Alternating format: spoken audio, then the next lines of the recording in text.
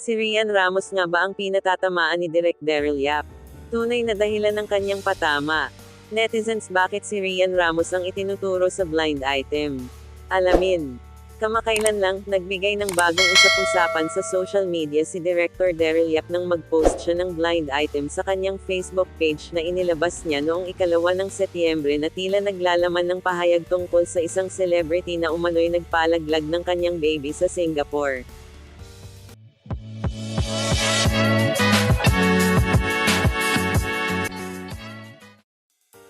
Sa kanyang post, sinabi ni Direk Daryl, kapag artista ka tapos nagpalaglag ka sa Singapore bawal magpakakol. Kilalang kilala si Daryl Yap sa kanyang mga kontrobersyal na proyekto at matapang na pahayag sa social media. Agad na nakatanggap ng atensyon ang post mula sa online community. Maraming netizens ang nagtag kay Rian Ramos sa comment section, na nagbigay ng iba't ibang reaksyon. Ang mga spekulasyon ay maaaring may kinalaman sa isang kontrobersyal na breakup noon ni Rian at DJ Mo Twister, noong nakaraang dekada. Naging usap-usapan ang kanyang hiwalayan sa dating nobyo na si DJ Mo Twister, kung saan lumabas ang mga usaping may kinalaman sa umano'y pagbubuntis at pagpapalaglag.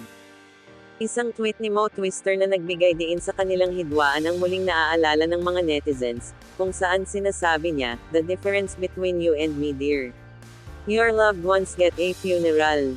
My 3.5-month-old child was thrown in the trash." Dahil dito, muling sumak ang mga espekulasyon at patuloy na pinag-uusapan ng mga tao ang isyong ito sa social media. Ayon sa ilang netizens, ang post ni Direk Daryl ay nagmula sa isang video na naibahagi ni Rian kamakailan, na gumagamit ng edited music mula sa viral na "She May Not Like" na pahayag ni Vice President Sara Duterte. She may not like how I answer. She may not like the content of my answer. She may not like. She may not like. Ang pagkaka-pronounce ng VP sa phrase na, "she may not like", ay nagbigay ng dagdag na ingay sa usapan.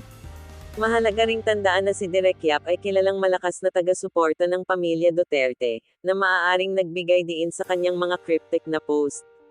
Sa isang komento ng netizen, tinanong, dito muna ako tatambay, yung apelyido po ba ay apelyido ng dating presidente?" Tumugon si Direk Yap ng, "Yes, ni Fidel."